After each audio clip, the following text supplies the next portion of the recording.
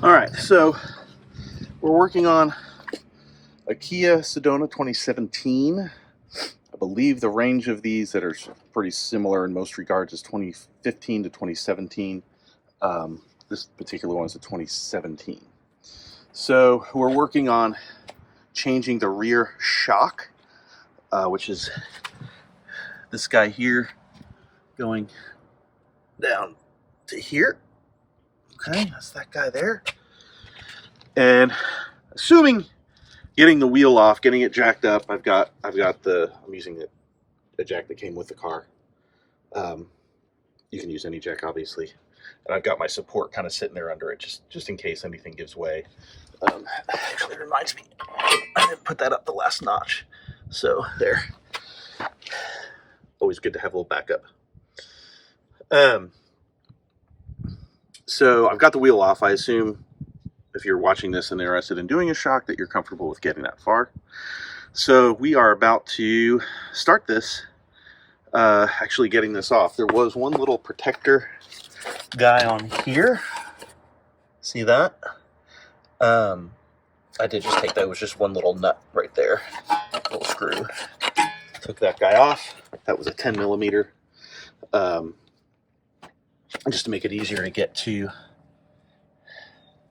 this. There we go. Get to this guy right here. So I'm trying to get to that little bolt there, that nut. And then we take these two off up here. And so now we're about to go for it. Okay, so I had to get a little more creative. If you see, I took my jack out here. I actually raised it up a little bit so I could get this to one more higher setting. Then took the jack out just because this was getting in my way. Then I still didn't have enough height to just get this breaker bar in there and get some good movement. So I put this jack right under the arm here, just lifted that up a little bit. So I'm actually compressing the spring in the shock a little bit for right now, just to get the leverage I need, just to break that thing loose. And then I can adjust from there. Better leverage if I just get under the car. Matt, jack that up some more.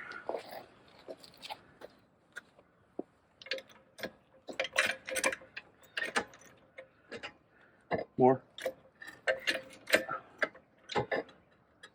More. Oh. Hang on. All right. I've got that guy loose. So I want to stop there for a minute. Because what I don't want is for this to be all compressed. I pop this thing off. It's going to potentially shoot down. Actually, well, shock maybe not. It might be slower, but I don't want it compressed. So I want to take this out. Okay. I've let it extend as far as I feel like it's going to, but I want to keep that under there to support. So when I do pop this off, the whole thing could want to kind of fall a little bit. You don't want that happening. You break stuff, pull hoses, do things that you don't want to do. So I've got that broken loose. Now,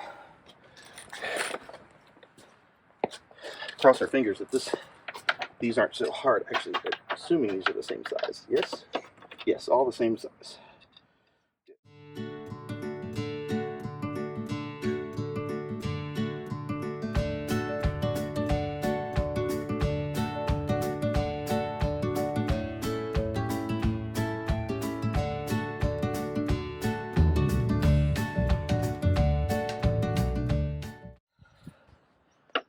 If you've got air compressor tools, probably a little bit easier. You may not need the breaker bar, but you know, $25 versus 200 some odd by the time I got the compressor and the actual ratchets and everything. I wonder if I can just use that guy.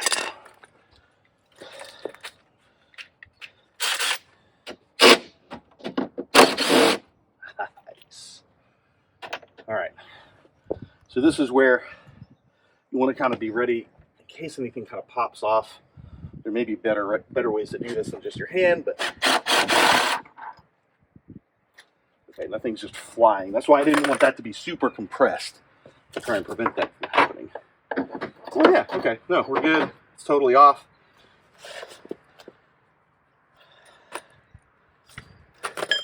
Keep things, you know, kind of separate.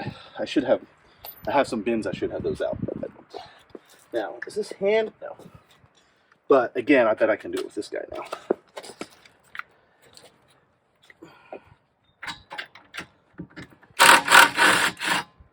Beautiful.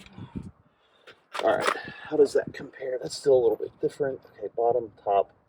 Okay, if I can remember all that. Okay, we'll keep this washer, that washer and that together so I know that goes. Okay, it's not just sliding right off. Trusty little rubber mallet, just some light taps, and just see what that starts to do. Yeah, that's kind of knocking it off. Pretty easy. Just needs a encouragement.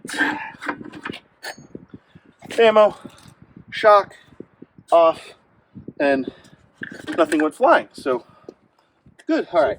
So one of the reasons I'm doing this myself is because when I went to some auto repair place, I won't name any names, other than a Kia dealership. I went to the Kia dealership too.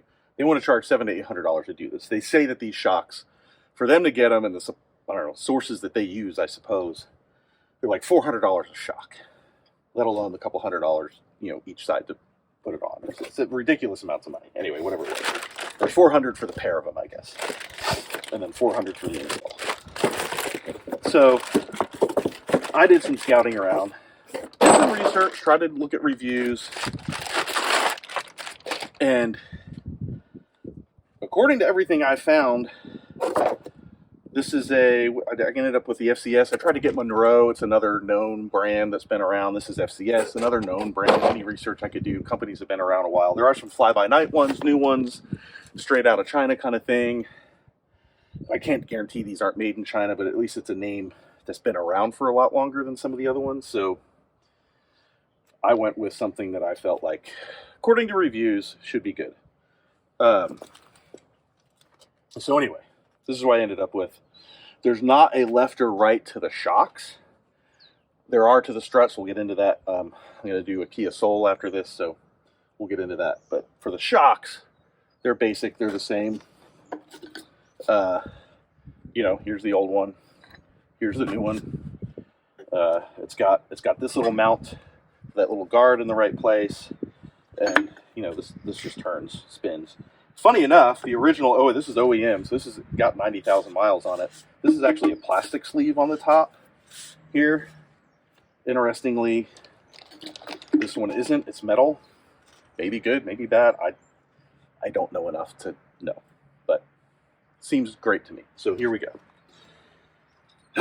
First step is going to be make sure all my little parts are all in the right angles, which they are. I'm going to slide this little guy right back on here. Probably just go ahead, I guess, and line this up too, because it seems like that's going to be easier. And it is. Look at that, pops right on. So far, so good. It had a big washer that was on there, and then this nut that was slightly more kind of flanged there is what was on there.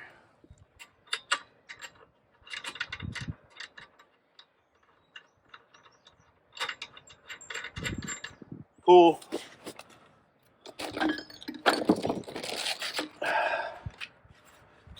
Snug this up a little bit. There, don't need it super tight. And then on the top, this little guy went over here. There was no washer with it, just plain Jane. And one thing I like to do with bolts, and you didn't see me do it with that nut, but I actually go backwards a tiny bit as I'm giving it a little in pressure. There, I don't know if you heard that snap, but it'll kind of like snap into place like that, and you'll feel it kind of sit down. That means theoretically,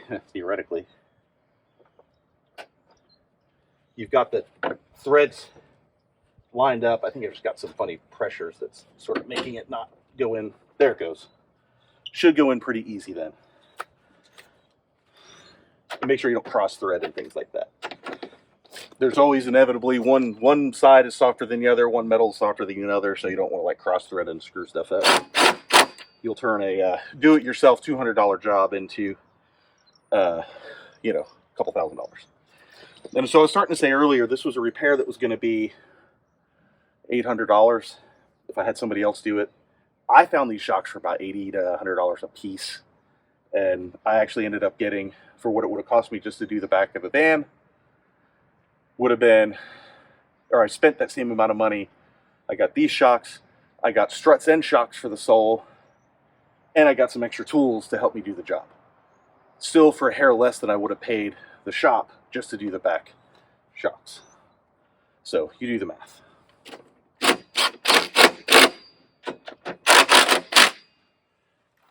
Snug this guy up. Cool. Okay. Now, I'm going to stop it in just a second. I've got a torque wrench. I'm going to pull the torque wrench out. I need to look up the torques again on all these bolts to double check. But it's always good, especially like suspension and things that are really critical. Even really like brake stuff. Good to know the torque and have a torque wrench and really make sure you're setting them down to the right thing, just for safety reasons. And also, so if you do go back and get some work done at the dealership and they say, oh, these bolts are all done wrong, you know, you can say, hey, they were torqued, you know, to the right thing. All right, so got a new torque wrench. This is what a torque wrench looks like in terms of setting it. I looked it up. It says 101 to 115 foot-pounds. I'm going to go for about 110. So 110 mark foot-pound is right here. So what you do is unlock and then just turn this until you get to where that 110 mark comes into that center line, and bring it around to where the 0 intersects there. 110 hash comes down, so that is now set for 110 foot-pounds. Lock it real good like that, and I should be good to go. Get the right guy on here, which I actually need a reducing this guy, little reducing adapter here.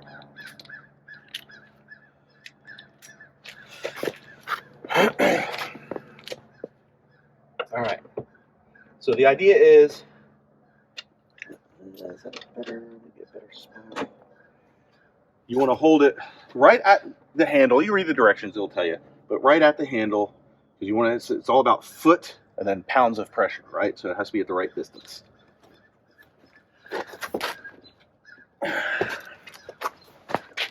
First, find the right angle here. And so you keep turning. I'm going to do it from this side.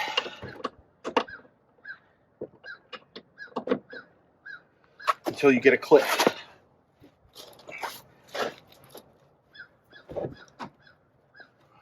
Actually, turn slightly.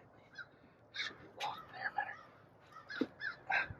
better. It's all about getting the right leverage here. Good grief. I'm into the same problem I ran into.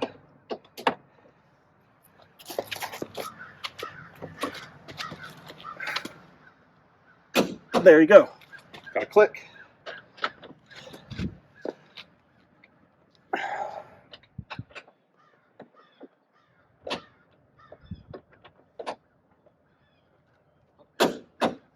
Click. Okay, whew, that bottom one's going to be fun. Almost as fun as trying to get it off of there. There we go. So once you get that click, that tells you it's at that point. And what I'm actually doing, double checking after all that, am I still at 110? It actually nudged a little bit, but I had a safe range, so not a big deal. And that's done. And then it's just putting the wheel back on. We're actually going to do the brake pad real quick. I may actually record that, make that part of a different video, but that is it for the shock. We would just put the wheel back on, which again, I assume you're comfortable with doing if you're looking and doing a shock.